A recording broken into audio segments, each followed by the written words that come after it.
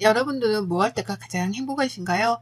저는 가만히 집에서 누워 좋아하는 TV 프로그램을 볼 때 가장 행복한 사람이랍니다. 말 그대로 요새 유행하는 소확행 아시죠? 그 소확행을 너무나 좋아하는 사람인데요. 근데 저와 너무 다른 반대의 사람을 만나게 되니 정말 지옥 같은 시간이었습니다. 청소하면서 늘 즐겨 듣던 사연 채널인데 제가 이렇게 사연을 보낼지는 몰랐네요. 조금 길어도 제 얘기를 꼭 들어주시면 감사하겠습니다. 제 소개를 간략하게 드리자면 전 프리랜서로 5년 정도 근무하고 있는 평범한 여성이랍니다.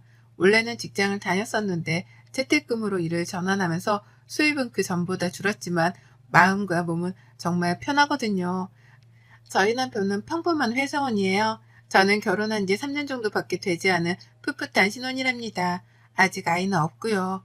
둘 다 집에서 놀기 좋아하는 집순이라 코로나 때 솔직히 나가지 못해 답답한 적이 한 번도 없었습니다. 근데 저희 집이 정말 극강의 활발함을 가지신 분이 있는데요. 바로 저희 시어머니입니다. 저희 시어머니는 모임만 20개가 넘고 교회 다니시고 평일 주말 할 거 없이 늘 집에 안 계십니다. 시아버지는 남편 군대 갔을 때 돌아가셔서 시어머니 남편네 누나 이렇게 세 식구가 있는데요. 남편네 누나 저한테는 형님이시죠. 형님은 베트남에 남편이 가 있어서 지금 가족들이 다 거기에 가 있는 상태이고요. 여기에는 어머니밖에 안 계셔서 저희 신혼집도 그래서 시댁이랑 가까운 곳으로 했어요.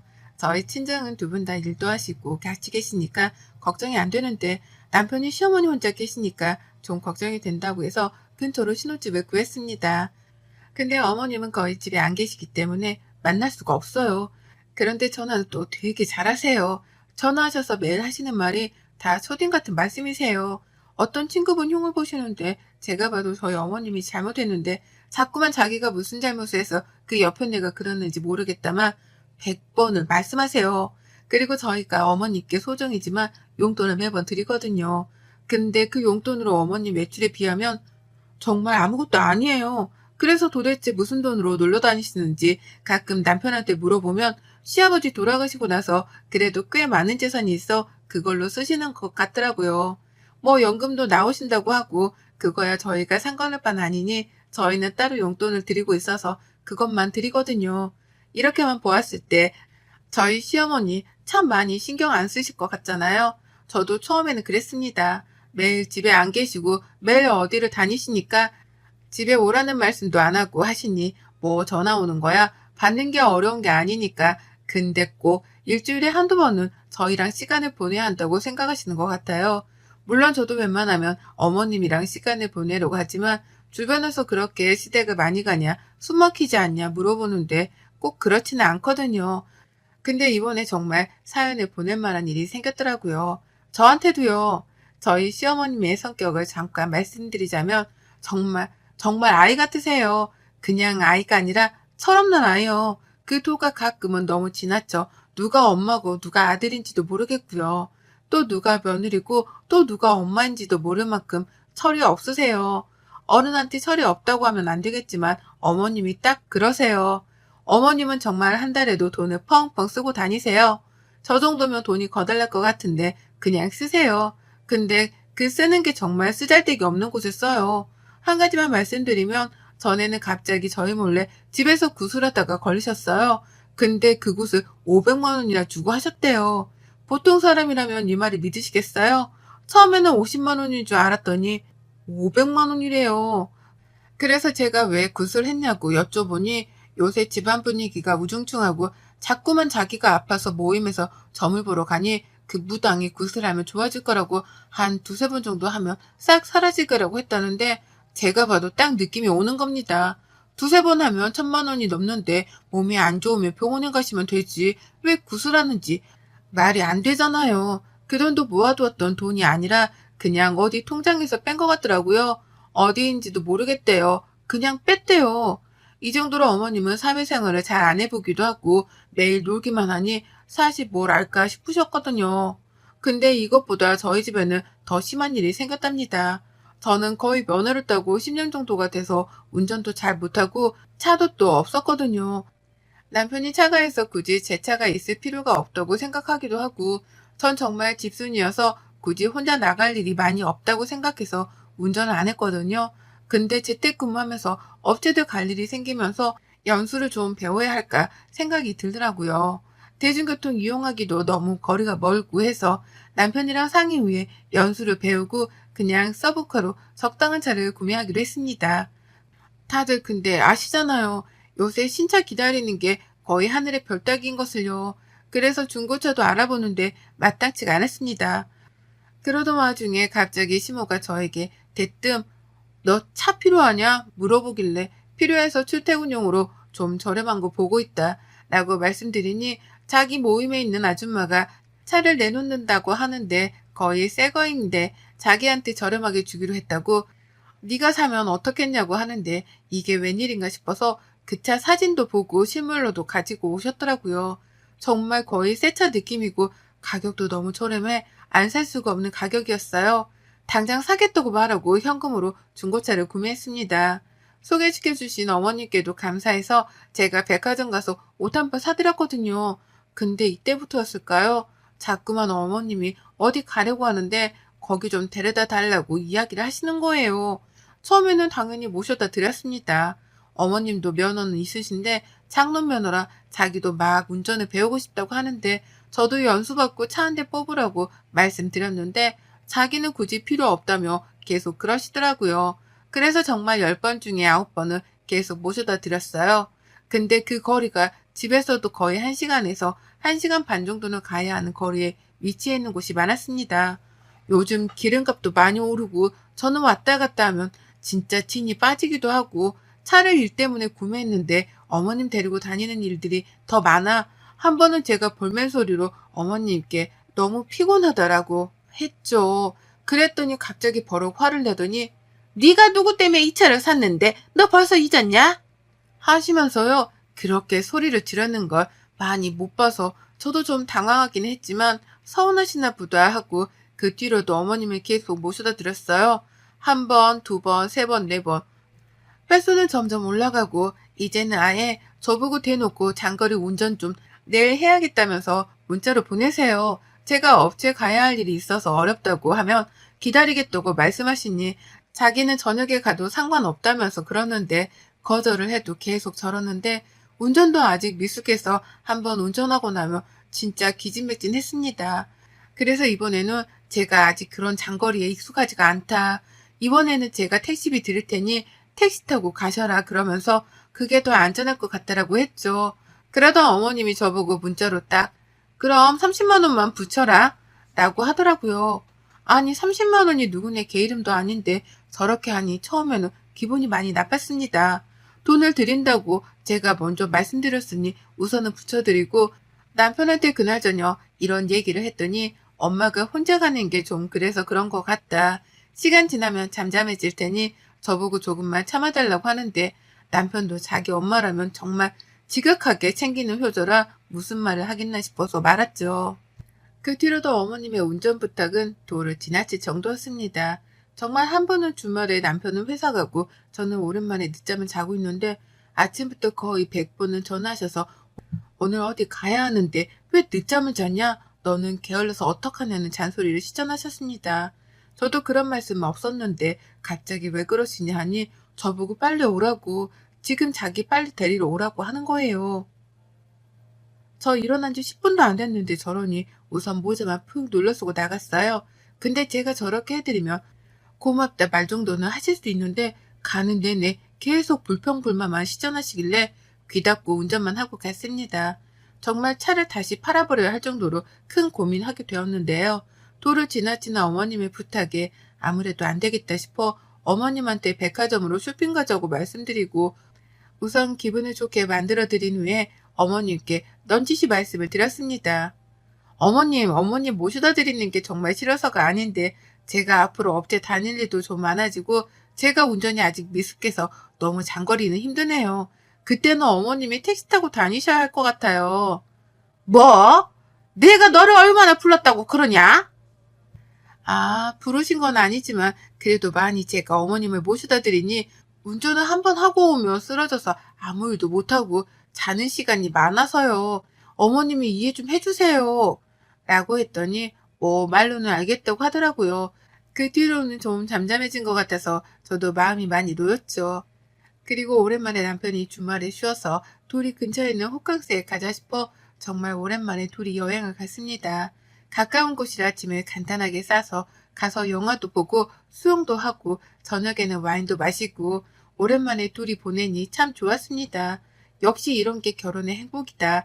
이러고 있을 때쯤 제가 씻고 나왔는데 모르는 번호로 전화가 10통이나 와 있는 거예요.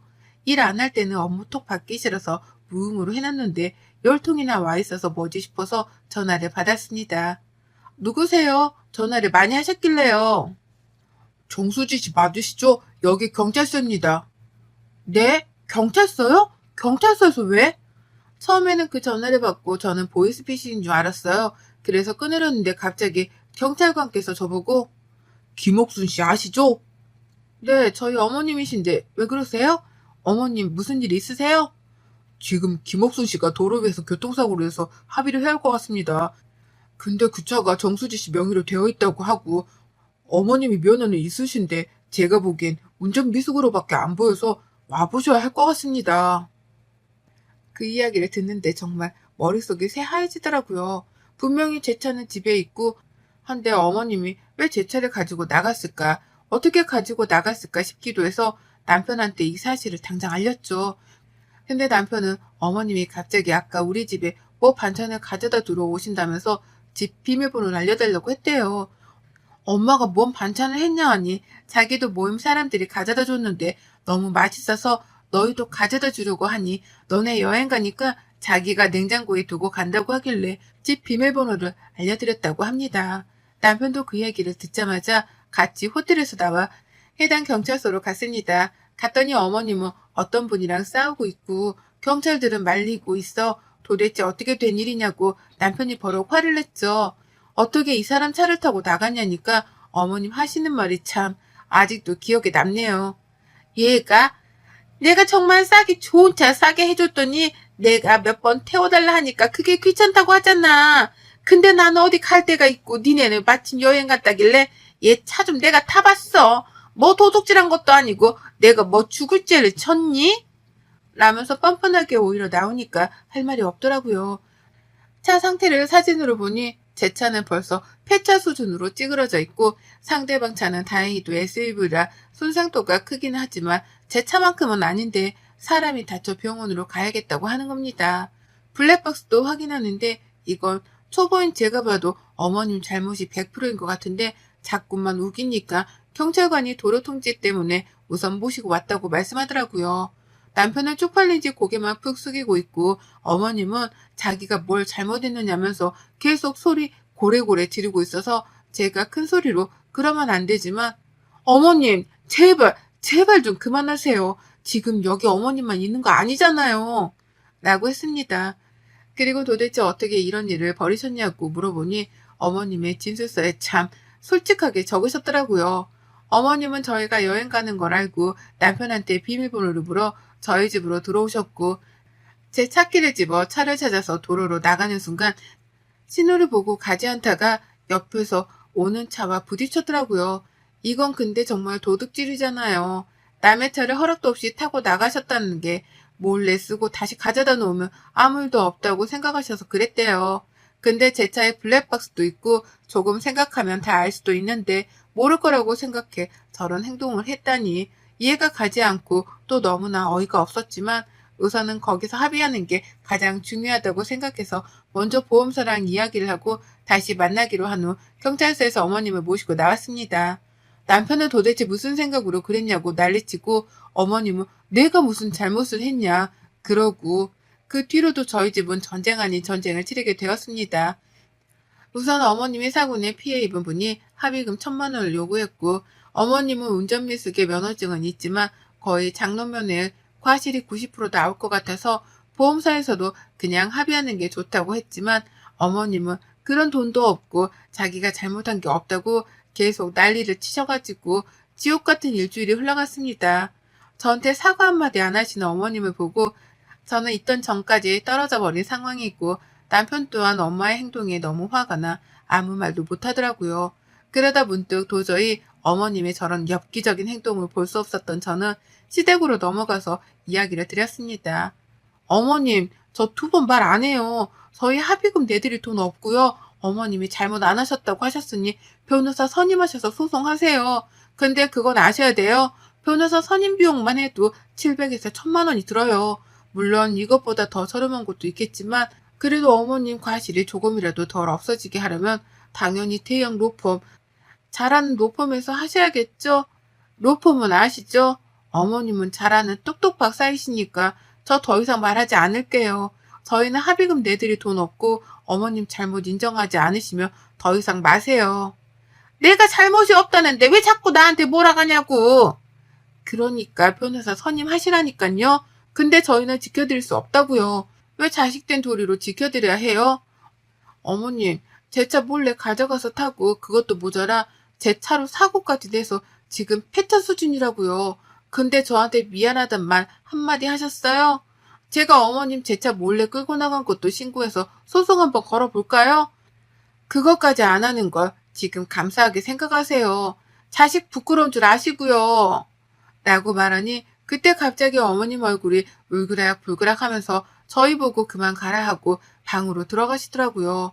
집에 오면서도 남편도 저도 아무 말은 안 했지만 아마 남편은 자기 엄마한테 그런 게 마음이 좋지만은 않았겠죠. 근데 그럴 수밖에 없던 걸 이해해 주리라 믿고 그 뒤로도 어머님 전화 모조리 차단했어요. 남편한테도 지금 어머님 더 이상 그렇게 막무가내 하는 거 고치고 싶으면 그만하라고요. 계속 편들어주면 어머님은 그게 맞다고 생각해. 지금은 이런 사고지만 다음번에 정말 사람 칠 수도 있다고 그렇게 되고 싶냐고 하니 자기도 차단한다고 하더라고요. 그 이후 한 3일 정도 차단하고 전화를 안 받으니 집으로 찾아오길래 문도 안 열고 스피커폰으로 말했어요. 돌아가시라고요. 그랬더니 막 앉아서 아이같이 우는데 그래도 저 안 열어줬어요. 1시간을 그렇게 앉아서 기다리길래 남편 보고 모시고 들어오라 했습니다. 팔짱 끼고 말했어요. 왜요? 왜 자꾸 찾아오세요? 어떻게 너는 얘가 그럴 수가 있니? 시엠이 한 명 있는 거 그렇게 사지로 몰아놓고 싶냐? 어머님, 이런 말씀 하실 거면 가세요. 아니, 그게 아니라 내가 미안하다. 내가 미안해. 내 잘못이야. 내가 이렇게 빌게. 이번 한 번만 도와다오. 아니요. 어머님 잘못 인정하시려면 경찰서 가서 하세요. 저희는 그런 돈 내드릴 수도 없고 어머님 이렇게 막무가내로 사는 거 더 이상 받아들이기도 힘들어요.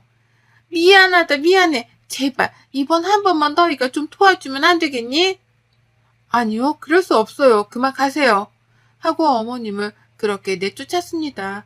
그 뒤로 외국에 있는 형님과 통화를 했고 형님이 너희가 돈 낼 필요 없다고 합의금이랑 제 차 망가진 것까지 해서 돈 붙이겠다고 했습니다. 저는 한사코 되었다고 했지만 차 망가진 거는 받고 합의금은 반반 내자고 말씀드렸어요. 그리고 그 일이 마무리되고 나서 어머님께 다시 한번 찾아갔습니다. 각서를 받아내기 위함이었죠. 어머님이 지금 가지고 있으신 돈, 통장 등 다 저희가 관리하기로 했고요. 저희한테 앞으로 용돈 타서 쓰고 모임은 제가 반으로 줄이라고 말씀드렸어요. 그리고 제발 쓸데없는 데 다니지 말고 차라리 그 시간에 공부를 하라고 요양보호사 자격증 준비하시라고 했습니다. 어머님은 얼굴이 이내 못마땅했지만 어쩔 수 없음에 각서에 사인을 하고 혹시나 이행하지 않을 때 어떻게 할지 등도 다 함께 써서 변호사 사무실에 가서 공증까지 받았습니다.